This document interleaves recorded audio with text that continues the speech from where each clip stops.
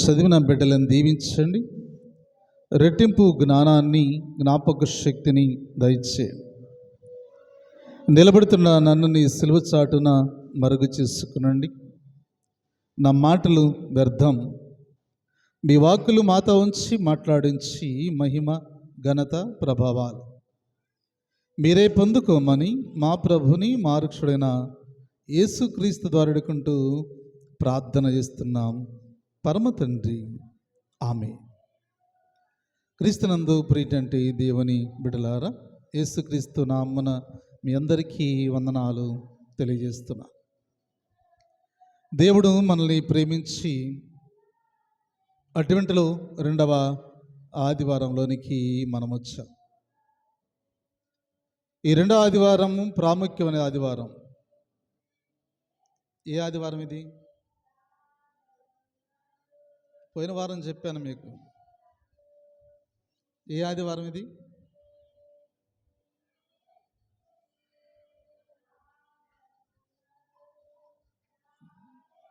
ఏ ఆదివారం అండి? ఎందుకు వస్తున్నారు మీరు దేవుని సన్నిధికి? వినటానికే కదా. వాక్యం చెప్పేటప్పుడు వినరు కానీ బైబిల్ మాత్రం చదువుకుంటూ ఉంటారు.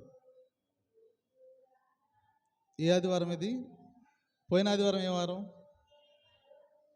పోయిన ఆదివారము నిరీక్షణ ఆదివారం. ఈ వారం విశ్వాసపు ఆదివారం. ఈ క్యాండిల్ 4 రకాల క్యాండిల్ గురించి మనము ధ్యానం చేశాం. ఈ 4 రకాల క్యాండిల్లో ప్రాముఖ్యమైనది 2వ క్యాండిల్, పర్పుల్ కలర్. ఇది మొదటిది నిరీక్షణకు సాదృశ్యంగా ఉన్నది, రెండవది విశ్వాసానికి సాదృశ్యంగా ఉన్నది, మూడవది ఏంజల్కి సాదృశ్యంగా ఉన్నది. చూడండి, ఈ 3 క్యాండిల్స్ తర్వాత వచ్చే క్యాండిల్ పింక్ క్యాలెండర్. ఈ సర్వసాధారణంగా మీరు దాన్ని పాటిస్తున్నారో లేదో నాకైతే తెలియదు, కానీ ఒక వారం ఒక క్యాండిల్ అయిపోయింది, ఇక నుంచి 2వ క్యాండిల్ ప్రారంభం అవుతుంది. మీరు అనుకోవచ్చు, క్యాండిలే కదా, అది వెలిగిస్తే మనకేంటంటే అంత లాభం అనుకోవచ్చు. దేవుని కార్యాలు కంటికి కనబడవు, చెవికి వినబడవు, హృదయానికి గోచరం కావు. కొన్ని క్రొత్త విషయాలు, ఇది పాతదే కానీ మీకు క్రొత్తది, కానీ దాన్ని తెలుసుకోవడం అనేది మన బాధ్యత. బైబిల్లో ఉన్నటువంటి లేఖనాలు కొన్ని మనకు తెలియవు, కానీ దాన్ని గ్రహించాలి, తెలుసుకోవాలి. ఆ రీతిగానే క్యాండిల్ యొక్క విలువ మనకు తెలియదు కాబట్టి మీరు దాన్ని వెలిగించలేకపోతున్నారు. ఒక 5 రూపాయల క్యాండిల్ అది. దాన్ని వెలిగించుకుంటే మీ జీవితాల్లో ఎన్ని అద్భుతాలు చూడబోతున్నారు. అవి వారమంతా పోగొట్టుకున్నారు చాలామంది. ఇకనైనా సరే ఒక క్యాండిల్ వెలిగించండి, దేవుడు గొప్ప కార్యాలు మన పట్ల చేస్తాడు. స్టార్లు మనం ఎందుకు పెట్టుకుంటాం? మన ఇళ్ళ దగ్గర ఎందుకు పెట్టుకున్నాడు చెప్పండి? స్టార్లు ఎందుకు పెట్టుకుంటాం? స్టార్లు ఎందుకు పెట్టుకుంటాం అంటే ఎవరు చెప్పట్లేదు. ఎందుకు పెట్టుకుంటామండి? వెలుగు కొరక? చెప్పండి. క్రీస్తు జన్మించి ఉన్నాడు, లోకమంతా వెలుగు ప్రకాశించి ఉన్నది.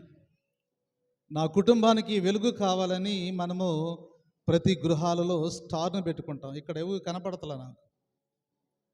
ఇక్కడ స్టార్లు సెంటర్లో 1, 2 కనపడతాయి తప్ప ప్రతి ఇంటికి స్టార్ కనపడతలా. ఎందుకు?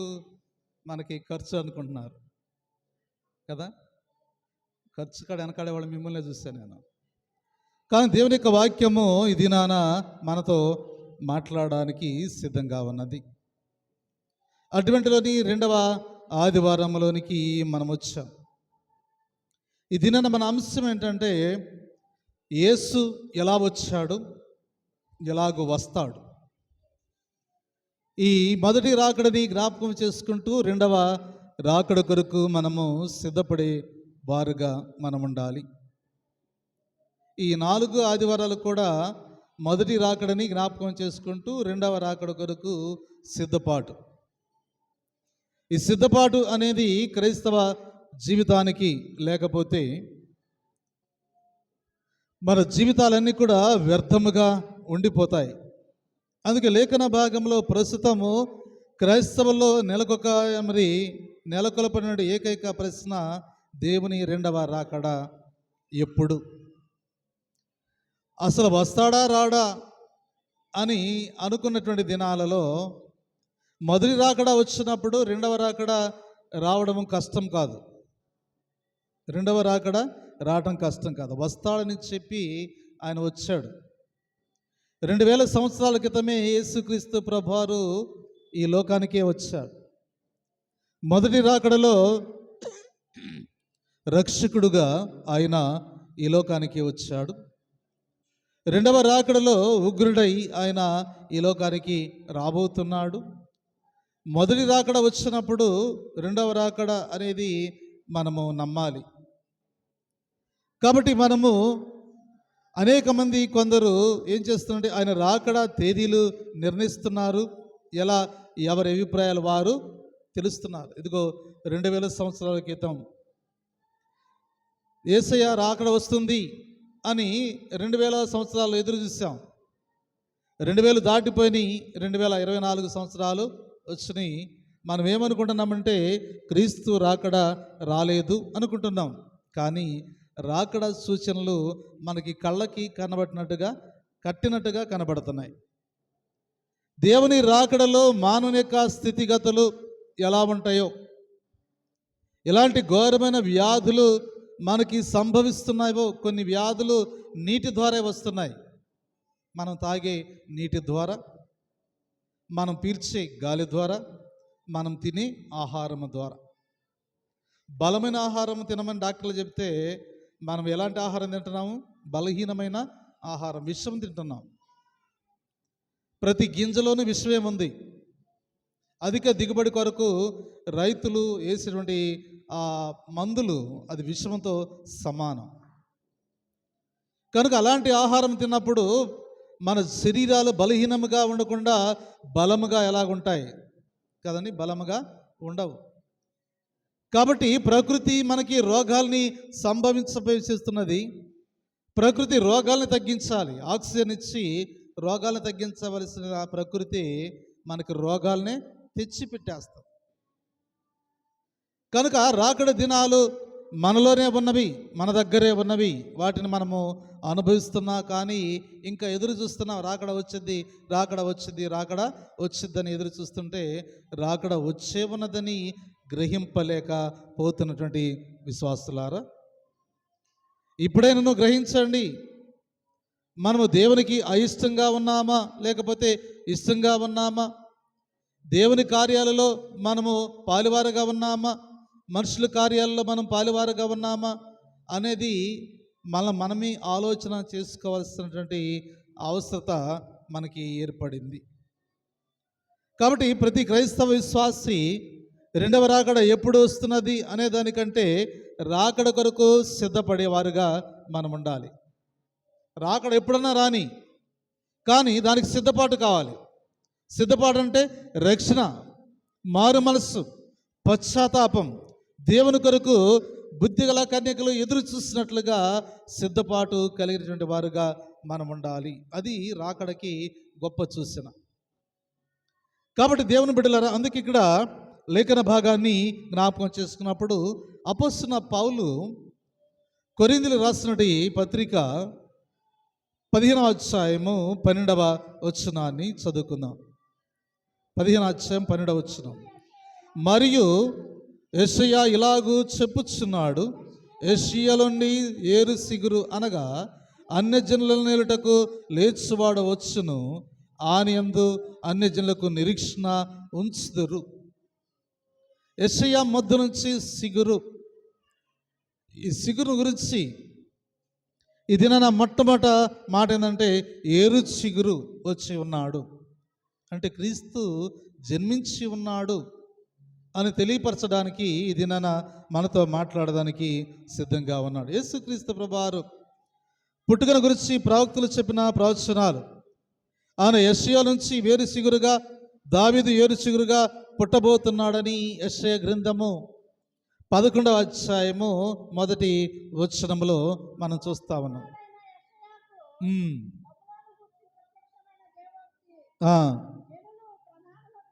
యెషయా గ్రంథం 11వ అధ్యాయం మొదటి వచనం. యెషయా గ్రంథం 11వ అధ్యాయం మొదటి వచనం. అమ్మ ఒక్కడు చదవండి. యెషయా మొద్దు నుంచి సిగురు పుట్టెను. చాలు చాలు చాలు. దాని వేరు నుంచి అంకురము ఫలించెను. యెషయా మొద్దు ఎండిపోయింది, పతనమైపోయినటువంటి రాజ్యం. ఇశ్రాయేలు యొక్క రాజ్యము 2 రాజ్యాలుగా చీలిపోయి యూదా బెన్యామీను గోత్రం ఒక రాజ్యముగాను, 12 గోత్రాలు ఒక రాజ్యముగాను అవి చీలిపోయిన తర్వాత అవి శత్రు రాజులు వచ్చి యెరూషలేముని పతనము చేసి యూదులందరూ చెదిరిపోయారు. నివాస స్థలాలన్నీ కూడా పతనమైపోయి పాడైపోయి వారంతా వలసపోయారు. అలాంటి స్థితిలో అబ్రహాముతో చేసిన నిబంధన అది నెరవేర్పు అనేది జరగాలి కనుక అబ్రహాము నుంచి యాకోబు, యాకోబు నుంచి ఇస్సాకు, ఇస్సాకు నుంచి 12 గోత్రాల మధ్యగా అక్కడ మరి అబ్రహాము, ఇస్సాకు, యాకోబు 12 గోత్రాల ప్రజలకి ఇక్కడ యెషయా మొద్దు నుంచి సిగురు అనేది ఎప్పుడు పుడుతుందంటే అది మొద్దుగా మారిపోయింది, పతనం అయిపోయినటువంటి ఆ ఇశ్రాయేలు యొక్క జాతి. యూదులు కూడా చెదిరిపోయారు. యెరూషలేము నివాస స్థలాన్ని కూడా ఖాళీ అయిపోయింది. దేవాలయం పడగొట్టబడింది. ఆరాధన చేసే స్థలాలు లేవు. కానీ దేవుడు అబ్రహాముతో వాగ్దానం చేశాడు. వాగ్దానం నిలబెట్టవలసిన బాధ్యత దేవునిది. కానీ వాగ్దానం నిలబెట్టాలంటే ఆ జాతి పతనమైపోయినది. యెషయాకి దేవుడు ఒక దర్శనాన్ని చూపించాడు.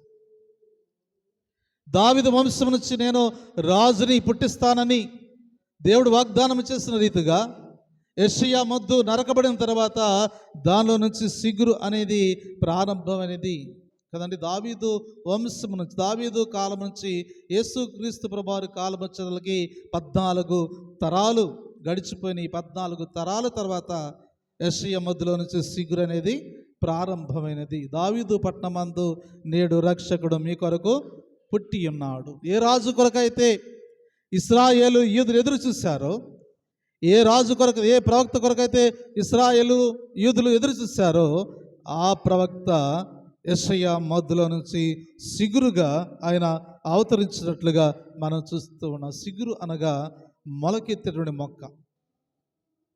కాబట్టి ఇక్కడ ప్రకటనల గ్రంథము 22వ అధ్యాయము 16వ వచనాన్ని చదువుకుందాం. ప్రకటనల గ్రంథము 22వ అధ్యాయము 16వ వచనాన్ని చదువుకుందాం.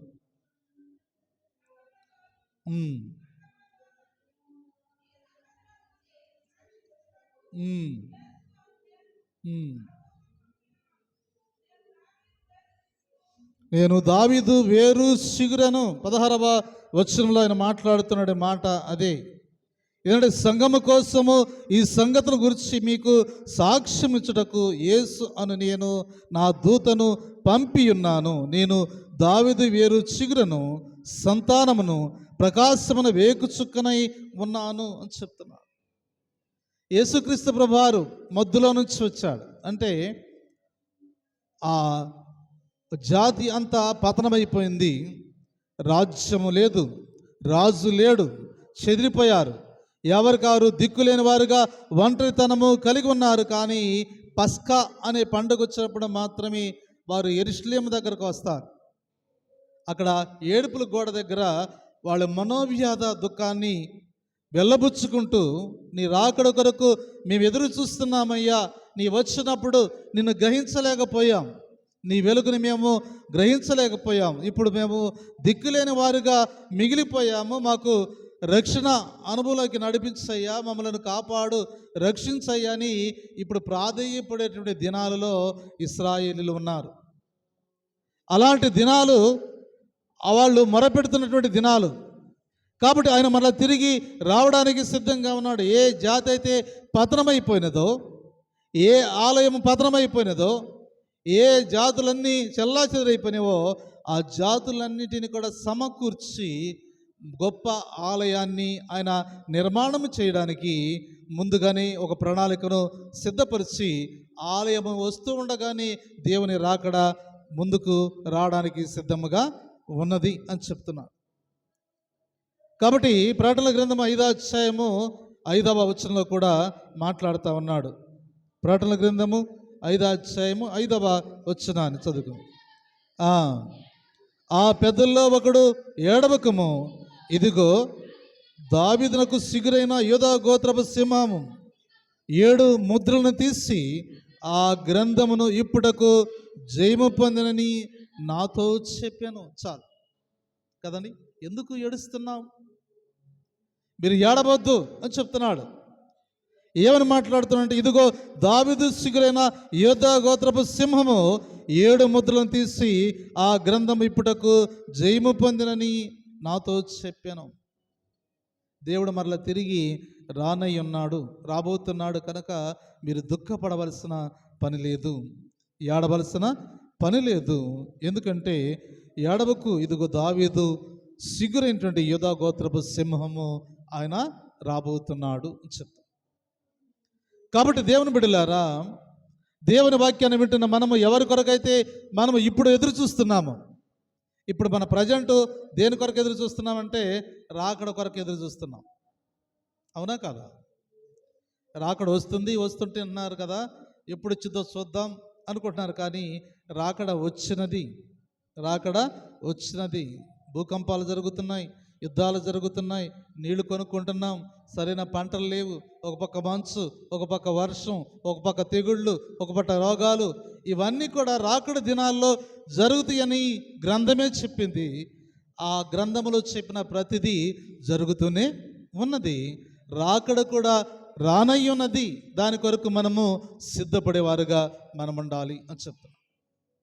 కాబట్టి దేవుని బిడ్డలారా, అందుకే ఆయన అంటున్న మాట ఇక్కడ గమనించవలసిన, సిగురు అనగా పుట్టాడు, మొద్దు నుంచి ఒక వ్యక్తి జన్మించాడు, అది కూడా దావీదు వంశం నుంచి జన్మించి ఉన్నాడు. దావీదు వంశానికి దేవుడు ఎంత గొప్ప ఆలోచన కలిగి ఉన్నాడు కదండి. ఒక్కొక్క వంశం నుంచి ఒక మహోన్నతుడిని దేవుడు రప్పించడానికి సిద్ధముగా ఉన్నాడు. కాబట్టి క్రీస్తునందు ప్రియమైనటువంటి దేవుని బిడ్డలారా, కదా, యేసుక్రీస్తు యొక్క తండ్రి, భౌతికమైన తండ్రి ఎవరంటే ఏశాబు మరియమ్మ ఒకే గోత్రానికి చెందిన వారే కదండి, ఒకే గోత్రానికి చెందిన వారే, ఒకే వంశం నుంచి వచ్చిన వారే. ఈమె కూడా యూదురాలే, ఆయన కూడా యూదుడే కదా. వరుసకి వాళ్ళు ఏమవుతారు? అన్న చెల్లి అవుతారు కదా. అబ్రహాముకి భార్య ఏమవుతుందండి? వాళ్ళు కూడా అంతే, అన్న చెల్లె. కాబట్టి ఇక్కడ ఒకే గోత్రానికి చెందిన వారిని దేవుడు జతపరిచి దావీదు వంశం నుంచి దేవుడు రక్షకుడుగా యేసుక్రీస్తు ప్రభువారిని ఈ లోకానికి రప్పించడానికి గల కారణం అంటే ఆ వంశాన్ని దేవుడే ముందుగానే ఏర్పాటు చేసుకున్నట్లుగా మనం అక్కడ చూడగలుగుతున్నామని చెప్తున్నాం. కాబట్టి క్రీస్తునందు ప్రియమైనటువంటి దేవుని బిడ్డరా, యేసుక్రీస్తు యొక్క ఇది మొదటిసారి వచ్చినటువంటి పరిస్థితుల్లో తెలియజేస్తూ అక్కడ గొర్రెపిల్లగా ఆయన వచ్చాడు, ప్రాణం ఇవ్వడానికి వచ్చాడు, సహాయం చేయడానికి వచ్చాడు, తీర్పు తీర్చడానికి మాత్రము రాలేదు. ఆయన గొర్రెపిల్లగా వచ్చాడు, మొదటి రాకడ. రెండోదిగా సహాయం చేయడానికి వచ్చాడు. మూడోదిగా నశించిన దాన్ని వెతకి రక్షించడానికి మనుష్య కుమారుడుగా ఆయన ఈ లోకానికి వచ్చాడు తప్ప ఏ మనుషులకు తీర్పు తీర్చడానికి ఆయన ఈ లోకానికి రాలేదు. కానీ తీర్పు తీర్చడానికి ఆయన రాబోతున్నాడు. దాని కొరకు మనమందరము కూడా సిద్ధపడేటువంటి వారుగా ఉండాలి అని చెప్తున్నారు. యెషయా గ్రంథము 53వ అధ్యాయం 2-3 వచనాలు చదువుకున్నాం. యెషయా గ్రంథము 53వ అధ్యాయము 2-3 వచనాలు చదువుకున్నాం.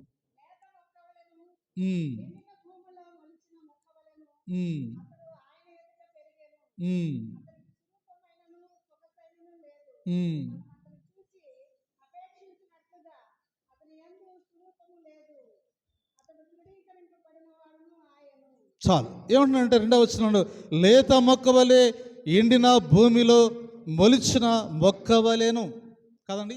ఏరు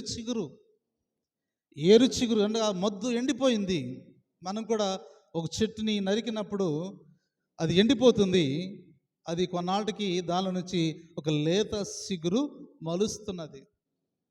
దావీదు వంశం పతనమైపోయింది.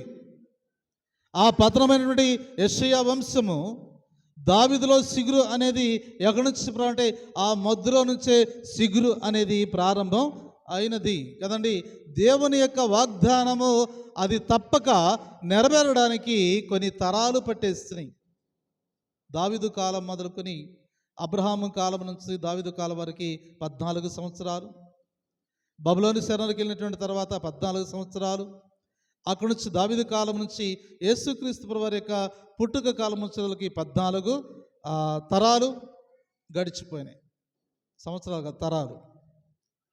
కాబట్టి ఈ తరాలని మనం ఆలోచన చేసినప్పుడు 14 తరాల తర్వాత యెషయా మొద్దులో నుంచి సిగురు అనేది ప్రారంభమైంది. ఈ మొద్దు పనికిరాదు, ఎండిపోయింది అనుకుంటాం. మనం కూడా మన ఇళ్ళ దగ్గర చెట్లు కొట్టేసినప్పుడు అది ఎండిపోయిందిలే అనుకుంటాం, కానీ మనకు తెలియకుండానే దాని నుంచి మొలక అనేది ప్రారంభమవుతాయి, దానిలో ఫలాలు కూడా వచ్చేస్తాయి. కాబట్టి దేవుని బిడ్డలారా, ఈ రాకడ, మొదటి రాకడలో అంతమైపోతున్నట్టు మన జీవితాలని వెలిగించడానికి రక్షకుడుగానే ఈ లోకానికి ఆయన వచ్చి ఉన్నాడు అని చెప్తున్నాను. అందుకే 53వ అధ్యాయంలో మొదటి 2వ వచనం అన్నాడు, లేత మొక్క వలె ఎండిన భూమిలోని మొలిచిన మొక్క వలెను అతడు ఆని ఎదుట పెరిగెను, అతనికి స్వరూపమైనను సొగసైన లేదు, మనం అతను చూసి మరి అపేక్షించినట్లుగా అతను యందు స్వరూపము లేదు, అతడు తృణీకరింపబడిన వాడు ఆయన, మనుషుల వలన విసర్జించబడిన వాయను, వ్యసనాక్రాంతుడు గాను వ్యాధి అనుమించేవాడు గాను మనుషులు చూడడం వల్ల గాను ఉండెను అని చెప్తున్నాడు కదండి. ఈయనకి యోబుకి దగ్గర సంబంధాలు ఉన్నాయి, ఈయనకి యోబు కూడా దగ్గర సంబంధాలు ఉన్నాయి. యోబు కూడా ఏ మనుషుడు చూడలేకపోయాడు, శరీరం అంతా కురుపులు, చీమ రక్తం కారుతూ కదండి, కుష్టి వ్యాధి కలిగిన వాడుగా శరీరము, సుందరమైన శరీరం అంతా అలాగే అయిపోయింది. ఇప్పుడు క్రీస్తు శరీరము కూడా అలాగే అయిపోయింది. ఎందుకు అలాగే అయిపోయింది? కారణం ఏంటంటే దేవుడు తన్ని శిక్షించడానికి ఇష్టపడ్డాడు కదండి, ఇష్టపడ్డాడు. ఆయన నాకు శిక్షించడానికి నాకు ఇష్టమాయను అని ప్రభువే చెప్తున్నాడు. కాబట్టి దేవుని బిడ్డలారా, ఏరు చిగురుగా ఆయన లోకానికి వచ్చి మొదటి రాకడను ఆయన జ్ఞాపకం చేసి జకరియా గ్రంథము 3వ అధ్యాయం, జకరియా గ్రంథము 3వ అధ్యాయం 8వ వచనాన్ని చదువుకుందాం. జకరియా గ్రంథం 3వ అధ్యాయం 8వ వచనాన్ని.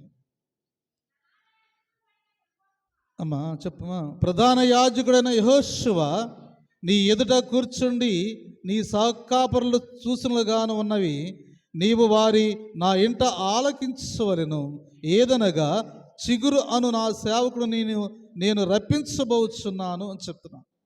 చిగురు అనేటువంటి నా సేవకుడను నేను రప్పించబోతున్నాను. ఏ సేవకుడైనా? ప్రధాన యాజకుడు మెల్కీషెదెకు, ఈయనకి ఉన్నటువంటి దగ్గర సంబంధాలు కూడా అవి. ఆయన కూడా ప్రధాన యాజకుడు, రాజుగా ఉన్నాడు. ఈయన కూడా ప్రధాన యాజకుడు, రాజుగానే ఉన్నాడు. ఇది కూడా దేవుని ఏర్పాటు ప్రకారమే జరిగింది తప్ప మనుషులు ఏర్పాటు చేసుకున్న ప్రధాన యాజకులు కానే కారు. కాబట్టి దేవుని బిడ్డలారా, అందుకే సిగురు అనగా సేవకుడు వచ్చాడు.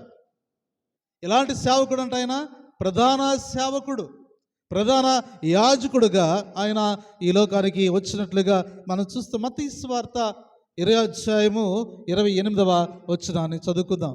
మత్తయి సువార్త 20వ అధ్యాయము 28వ వచనాన్ని. అమ్మా 28వ వచనం. అలాగే మనిషి కుమారుడు పరిచర్య చేయించటకు రాలేదు, కానీ పరిచర్య చేయుటకు అనేకులకు ప్రతిగా విమోచన క్రయనంగా తన ప్రాణమునిచ్చుటకు వచ్చానని చెప్పాను. ఆయన పరిచర్య చేయించుకోవడానికి రాలా, మనకి పరిచర్య చేయడానికి పనికిరాని మనములు, పనికి మాలిన వాళ్ళం, మన పాదాలు ఆయన కడగడానికి వచ్చాడు. ఆయన ఎక్కడా, మనం ఎక్కడా కదండి.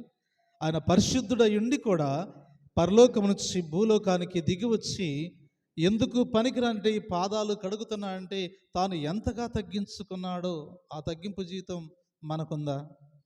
మనం ఎవరి పాదాలైనా పట్టుకోగలుగుతామా? కదండి. మనకి ఈగో అడ్డం వచ్చింది. నేనేంటి, నా బ్రతికేంటి, పాదాలు నేను పట్టుకోవటం ఏంటి అనుకుంటాం. కానీ మనం ఎప్పుడైతే తగ్గించుకుంటామో దేవుని ఆది మరి ఆశీస్సులు, దీవెనలు మన మీదకి వస్తాయి. కాబట్టి దేవుని బిడ్డలారా, దేవుని వాక్యాన్ని వింటున్న మనము దావీదు చిగురులాగా క్రీస్తు ఈ లోకానికి వచ్చినట్లుగా మనము చూస్తున్నాం. రెండోదిగా మనం చూస్తున్నప్పుడు లూకాసు వార్త 21వ అధ్యాయము 27వ వచనాన్ని చదువుకుందాం. లూకాసు వార్త 21వ అధ్యాయం 27వ వచనాన్ని. అప్పుడు మనుష్య కుమారుడు ప్రభావముతోను మహామహిమతోను మేఘారూఢుడై వచ్చుట చూతురు. కదండి, దేవుని యొక్క రాకడ ఎలా రాబోతున్నాడు ఆయన? మత్తయి సువార్తికుడు మాట్లాడుతూ ఉన్నాడు. ఏమని మాట్లాడుతుంటే, ఆ ప్రభావముతోను మహామహిమతోను మేఘారూఢుడై వచ్చుట చూస్తారు మీరు. ఆయన రాబోతున్నాడు. దేవుని రాకడక ముందే ఆయన ఒక దర్శనాన్ని చూపించాడు. ఎవరికండి? ఇదే మరి మత్తయి సువార్తలో మనకుండి 17వ అధ్యాయంలో కదండి. ఎత్తైనటువంటి పర్వతం మీదకి వెళ్ళి ఎవరిని తీసుకెళ్ళాడు? అక్కడికి పేతురు, యోహాను, యాకోబును తీసుకెళ్ళారు. రూపాంతరపు అనుభవాన్ని చూపించాడు. ఆయన రెండవ రాకడ దినాలు ఎలా ఉండబోతున్నావో, ఆయన మహిమ ఎలాగో రాబోతున్నదో ముందుగానే వారి కళ్ళకి కట్టినట్టుగా చూపించాడు. చూడండి, ఆయన దర్శనాన్ని చూసిన వారు ఆయన ముఖకాంతిని చూడలేకపోయినట్లుగా మనం అక్కడ చూడగలుగుతున్నామని చెప్తున్నాం. కాబట్టి దేవుని బిడ్డలారా, దేవుని వాక్యాన్ని వింటున్నటువంటి మనము మన జీవితాల్లో మనం ఒకసారి ఆలోచన చేసినటువంటి వారుగా మనం ఉన్నాము. మహాది ప్రభావముతోను మహామహిమతోను ఆయన రావడానికి సిద్ధంగా ఉన్నాడు. మనుష్య కుమారుని యొక్క రెండవ రాకడ ఎలా ఉండబోతుందో యేసుక్రీస్తు ప్రభువారు మాటల ద్వారా మనం అర్థం చేసుకో. మొదటి రాకడ గొర్రె పిల్లగా సిగురుగా బలి అవ్వడానికి ఆయన వచ్చాడు. కానీ రెండవ రాకడ గద్దించు సింహము వలె తీర్పు తీర్చడానికి, శిక్షించడానికి ప్రభావముతోను మహామహిమతోను ఆయన రాబోతున్నాడు. మత్తయి సువార్త 16వ అధ్యాయము 27వ వచనాన్ని చదువుకుందాం. మత్తయి సువార్త 16వ అధ్యాయము 27వ వచనాన్ని.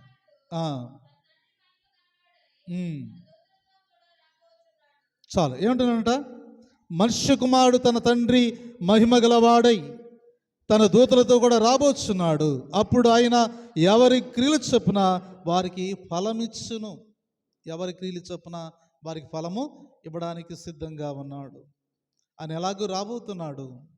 దేవుని రాకడ భయంకరంగా ఉండబోతుంది.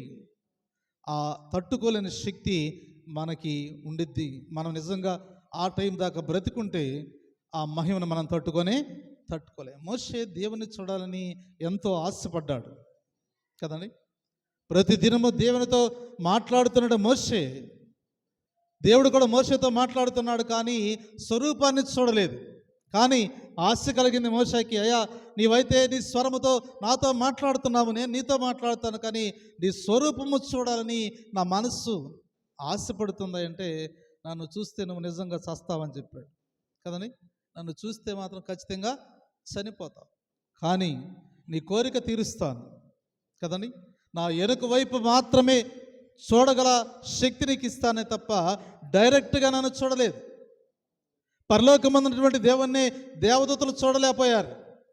ప్రతి దినము కూడా ఆయన స్తుతిగానాలు చేసే దేవతలే ఆయన స్వరూపాన్ని చూడలేక రెండు కళ్ళతో రెండు రెక్కలతో తన కళ్ళు కప్పుకుని, రెండు కాళ్ళతో రెండు రెక్కలతో తన కాళ్ళు కప్పుకుని, రెండు రెక్కలతో బలిపీఠం చుట్టూ ఎగురుకుంటూ ఏమంటున్నాయి అంటే, కళ్ళు మూసుకుని ఈయన పరిశుద్ధుడు పరిశుద్ధుడు పరిశుద్ధుడు పరిశుద్ధుడు అని గాన ప్రతిగానాలు చేసే తప్ప పరలోకంలో ఉన్నటువంటి ప్రభు స్వరూపాన్ని దేవదూతలు చూడలేదు. ఎక్కడ చూశారు? భూలోకంలోకి వచ్చిన తర్వాత కదా. భూలోకంలోకి వచ్చిన తర్వాత మానవ శరీరాన్ని ధరించుకున్నటువంటి క్రీస్తు బాలుని చూస్తానికి మాత్రమే వచ్చారు కదండి.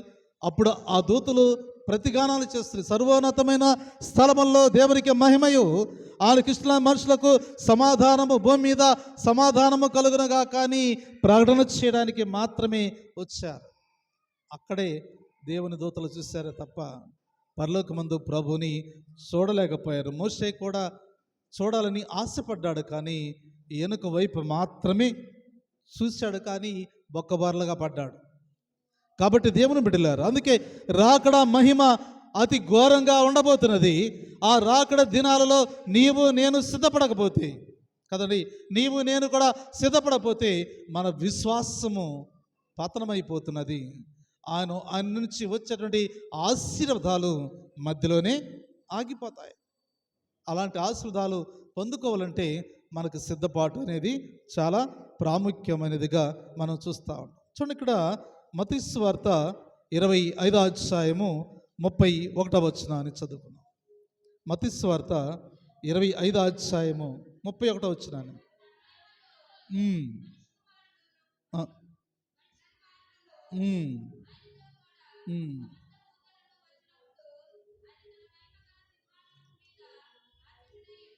చాలు. ఏమన్నాడ? తన మహిమతో మనిషి కుమారుడు ఆయనతో కూడా సమస్త దూతలను వచ్చినప్పుడు ఆయన తన మహిమ గల సింహాసనం మీద ఆసీనుడై ఉండెను కదండి. దూతలతో కూడా వెంట పెట్టుకుని రాబోతున్నాడు తీర్పు తీర్చడానికి. దూతల సమూహం కావాలి. నేను ఏ తప్పు చేసినానో, ఏ పొరపాటు చేశానో నాకు తీర్పు అనేది ఉంది. ఆ తీర్పు నేను పొందుకోవాలంటే అక్కడ నేను దోషిన అనేది ఒప్పందం జరగాలి కదండి. ఒప్పందం కోర్టులో వాదోపవాదాలు జరుగుతూ ఉంటాయి కదండి. వాదోపవాదాలు జరిగినప్పుడు ఇది దోష నిర్దోష అని తీర్పు తీర్చేది జడ్జి. జడ్జిమెంట్ ఇచ్చేది ఆయనే. అనగా ఈ లాయర్లు ఎవరయ్యా? దేవుని దూతలే.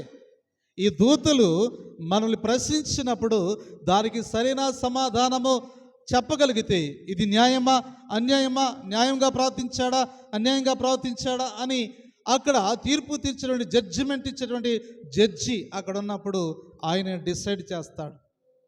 మనం దేవునికి ఇష్టంగా బ్రతికామా, మనకిష్టంగా బ్రతికామా, సంఘానికి కష్టాన్ని తెచ్చిపెట్టామా, సంఘానికి బాధలు తెచ్చిపెట్టామా, మన ద్వారా సంఘము క్షేమం పోయిందా అనేది తీర్పు తీర్చడానికి ఇక్కడ మనుషుల వల్ల కాదు, కానీ దేవుని వల్ల మాత్రమే సాధ్యం. కాబట్టి ఆయన మహాప్రభావముతోను మహామహిమతోను ఆయన రావడానికి సిద్ధంగా ఉన్నాడు. మలాకీ గ్రంథము 4వ అధ్యాయం మొదటి వచనాన్ని చదువుకుందాం. మలాకీ గ్రంథము 4వ అధ్యాయం. అమ్మా, ఏలయనగా నియమించబడిన దినము వచ్చుచున్నది, కొలిమి కాలునట్లుగా అది కాలును. గర్విష్ఠులందరూ దుర్మార్గులందరూ కొయ్యి కాలు వలె ఉందరు. వారిలో ఒకరికి వేరైనను సిగురైన లేకుండా రాబోవు దినము అందరినీ కాల్చివేయనని సైన్యముల అధిపతిని యెహోవా సెలవిచ్చుచున్నాడు కదండి. ఈ వాక్యం చాలా గొప్పది. ఏమంటున్నానంటే మీలో ఏరైనను సిగురైనను ఉండకూడదు. అంటే గర్విష్ఠులందరూ దుర్మార్గులందరూ, గర్వంతో ఉన్న వారి గురించి, దుర్మార్గులతో ఉన్నటువంటి వారి గురించి ఆయన ఆలోచన చేస్తూ, మనుషులు ఎలాంటి వారంటే సాధువులుగా ఉండాలి, కానీ మనము దుర్మార్గులుగా ఉన్నాము, గర్విష్ఠులుగా ఉన్నాము. దేవుని దృష్టిలో దుర్మార్గులు గర్విష్ఠులకి స్థానం లేదు. సౌమ్యము కలిగిన వాడు కదా, నీ రాజు సాత్వికుడు, గాడిద పిల్లనెక్కి వస్తూ ఉన్నాడు కదండి. అంత ఆయనే సాత్వికుడుగా వస్తే మనం ఇంకెంత తగ్గించుకోవాలి కదండి. అందుకే ఆయన అంటున్న మాట ఏంటంటే, మీలో ఒకవేళ గర్వము మీలో ఉన్నదేమో, మిమ్మల్ని ఏలుతుందేమో, దాన్ని అక్కడి నుంచి తొలగించండి. నాశనానికి ముందు ఏమొస్తుందంట? గర్వం వస్తుంది కదండి.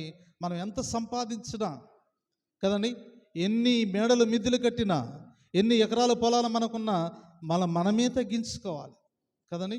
నేను ఏమీ లేనిబడను, ప్రభు నాకు బహుమానముగా ఇచ్చాడు. ఇదంతా ప్రభుది. అబ్రహాము కోటీశ్వరుడు. బైబిల్లో మనం చూస్తాం, అబ్రహాము చాలా చాలా కోటీశ్వరుడు. ఒక దినాన చాలా పేదవాడు కదా, చాలా పేదవాడు. భార్యను తీసుకుని కొన్ని వస్త్రాలు కూడా లేనిబడుగా దేవుడు చూపించిన దేశానికి ఎడారి ప్రాంతంలో నివాసం చేశాడు. కానీ అబ్రహాముతో దేవుడు నిబంధన చేశాడు, నువ్వు ఎక్కడ అడుగు పెడితే అక్కడ ఆ భూమి, ఆ పంటలు ఆశీర్వదించబడతాయని. ఎడారి ప్రాంతంలో పంటలను పండించగల శక్తి దేవుడు అబ్రహాముకి ఇచ్చాడు. అబ్రహాం అనేకులకి భోజనం పెట్టి వారిని కడుపు నింపాడు. అలాంటి అబ్రహాము కోటీశ్వరుడు అయిపోయాడు, కానీ ఆయన ఎప్పుడు కూడా గర్వపడలేదు, దుర్మార్గుడుగా దేవుని దృష్టిలో ఉండలేదు. కానీ తాను తగ్గించుకుని సేవకుడుగా, రిక్తుడుగా ఆయన ఈ లోకంలో ఆతిథ్యము ఇవ్వడమే నేర్చుకున్నాడు. కాబట్టి దేవుని బిడ్డలారా, దేవుని వాక్యాన్ని వింటున్న మనము ఎలా ఉండాలి అంటే, అక్కడే ఉన్నాడు, కొయ్యి కాలవలె గర్విష్ఠులందరూ దుర్మార్గులందరూ కొయ్యి కాలవలె ఉందురు, వారిలో ఒకరికి ఏరైనను శిఖరం లేకుండా రాబో దినములో అందరినీ కాల్చివేనని సైన్యముల అధిపతిని యెహోవా సెలవిస్తున్నాడు. అలాంటి స్థితి మనకు రాకుండా యేసు రెండవ రాకడ ముందే జరగవలసిన సూచనలు జరుగుతున్నాయి. ప్రవక్తలు చెప్పినటువంటి మొదటిసారిగా సిగురు పుడుతుంది, రెండవసారిగా ప్రభావంతో మహిమతో మేఘారూఢుడై రాబోతున్నాడు. ఆయన రాకడ కొరకు సిద్ధపడతావా? లేక పరిశీలన చేసుకో. ఆయన మహిమ తట్టుకోలేకపోతున్నావు, జాగ్రత్త అంటున్నాడు కదండి. ఆయన మహిమ తట్టుకోలేకపోతున్నావు. మత్తయి సువార్త 17వ అధ్యాయం 2వ వచనం. మత్తయి సువార్త 17వ అధ్యాయం 2వ వచనం చదువుకుందాం. మత్తయి సువార్త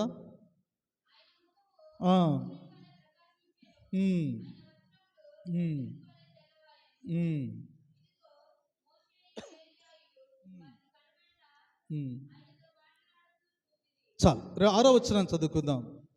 శిష్యులు ఈ మాటలని బోర్లపడి మిక్కిలి భయపడగా యేసు వారి యొద్దకు వచ్చి వారిని ముట్టి లెండి, భయపడకుడి అని చెప్పాను. అంటే దేవుని యొక్క రాకడ ఎంత భయంకరంగా ఉండబోతుందో ముందుగానే తన శిష్యులు చూశారు. వారింద్ర బొక్కబార్లుగా పడిపోయి కదండి భయపడుతుండగా ప్రభువే వారు లేపుతున్నాడు. అయ్యా భయపడద్దు, లేగవండి అని చెప్తున్నాడు. చూడండి, వారు కన్నులెత్తి చూడగా యేసు తప్ప మరెవరునూ వారికి కనబడలేదు అని చెప్తున్నారు కదండి. ఆ దర్శనము చూసినప్పుడు అందరూ కనపడ్డారు వాళ్ళకి కదండి. యేసుక్రీస్తుతో పాటు ఎవరెవరు కనపడ్డారు? ఎవరు కనపడ్డారండి? మోషే, ఏలియా, ఇంకెవరు కనపడ్డారు? వాళ్ళిద్దరేనా? చూడండి ఒకసారి మనం చూద్దాం. ఇక్కడ ఇదిగో మోషే, ఏలియా వారికి కనబడెను, ఆయనతో మాట్లాడుచు ఉండరి. అప్పుడు పేతురు, ప్రభువా మనం ఇక్కడ ఉండటం మంచిది, నీకు ఇష్టమైతే ఇక్కడ నీకును ఒకటి, మోషేకి ఒకటి, ఏలియాకి ఒకటి, మరి 3 పర్ణశాల కట్టుదామని యేసుతో చెప్పాను. 2 వ్యక్తులు ఆయనతో కనపడ్డారు. వారు కూడా తెల్లని వస్త్రాలు ధరించుకున్న వారై ఉన్నారు. వారిని చూడలేక వీరేం చేసే బొక్కబార్లుగా పడిపోయి భయపడుతుండగా ప్రభువే లేపినప్పుడు ప్రభు తప్ప మరెవరు వారికి కనబడలేదు. అందుకే ఇక్కడ ఎన్నో వచ్చినాడు, వారు కన్నులెత్తి చూడగా యేసు తప్ప మరెవరూ కనబడలేదు. దేవుని రాకడ భయంకరంగా ఉంటుంది. మనకు తెలియట్లా, మనం దేవునికి భయపడతలేదు. వాక్యం చదివేటప్పుడు భయం రావట్లేదు కదండి. నీలాప్రాయంగా ఉంది మనకి. బైబిల్ అంటే ఎగతాళి, ఏళాకోళంగా ఉంది. కానీ బైబిల్ పరిశుద్ధ గ్రంథము అది ప్రేమిస్తున్నది, శిక్షిస్తున్నది, గద్దిస్తున్నది, మరణానికి కూడా దారి తీస్తున్నది. ప్రకటనల గ్రంథాన్ని ఒకసారి మీరు చదవండి. ప్రకటనల గ్రంథం చదివితే రాకడ దినాలు ఎంత భయంకరంగా ఉంటున్నాయో. ఒక మిడత రెక్కల శబ్దానికే చచ్చిపోతాం మనం కదండి. ఒక మిడత రెక్కల శబ్దానికే చచ్చిపోతాం. అంత గొప్ప మిడత మన మధ్యలోకి రాబోతున్నది. దాని రెక్కల శబ్దంతోనే గుండాగిపోతుంది మనకి. ఇప్పుడు అందరూ డీజే బాక్సులు పెడుతున్నారు పెళ్ళిళ్ళకి, ఊరేగింపులకి. ఆ శబ్దానికి చచ్చిపోతున్నారు చాలామంది. బీపీ ఉన్నవాళ్ళు, హార్ట్ అటాక్ ఉన్నవాళ్ళు బొక్కబార్లుగా పడిపోతున్నారు ఆ శబ్దానికి. అది ఎక్కడో అక్కడ మెగుతుంటే ఇక్కడ దేవాలయం ఉన్నటువంటి వస్తువులు గజగజ వరుకుతున్నాయి. అంటే ఆ శబ్ద ధ్వని ఎన్ని రెట్లు ఎక్కువగా ఉన్నదో అంతకన్నా రెట్లు ఎక్కువగా ఒక మిడత రెక్కలు ఆ గాలి విసురుతుంది. ఆ గాలికే గుండాకి సచ్చే దినము రాబోతున్నది. నువ్వు నేను సావకుండా ఉండాలంటే సిద్ధపాటు ఒకటే మంచి మార్గం. సిద్ధపడాలి. దేవుని కొరకు మనం సిద్ధపడాలి. దేవుని యొక్క రెండవ రాకడ కొరకు మనము సిద్ధపడాలి. మొదటి రాకడని జ్ఞాపకం చేసుకుంటూ రెండవ రాకడకు సిద్ధపడాలి. యేసు ఎలా వచ్చాడు, ఎలా వచ్చాడు? మొదటిగా గొర్రె పిల్లవలే కదండి, గొర్రె పిల్లవలే సాత్వికుడై ఆయన వచ్చాడు. రెండవ రాకడ తీర్పు తీర్చడానికి కొదమ సింహం వలె గద్దించు సింహం వలె ఆయన రాబోతున్నాడు. దాని కొరకు మనం సిద్ధపడేవారుగా ఉండడానికి ప్రయత్నం చేద్దాం. మొదటి రాకడను జ్ఞాపకం చేసుకుంటూ రెండవ రాకడ కొరకు సిద్ధపడదాం. అలా చేయడానికి పరిశుద్ధాత్మ దేవుడు సహాయం చేసి నడిపింపచేయునుగాక. సమస్త జ్ఞానం ఇచ్చిన దేవుని సమాధానము యేసుక్రీస్తు వలన మీ హృదయములకు మీ తలంపులకు కావలి ఉండునుగాక. దేవా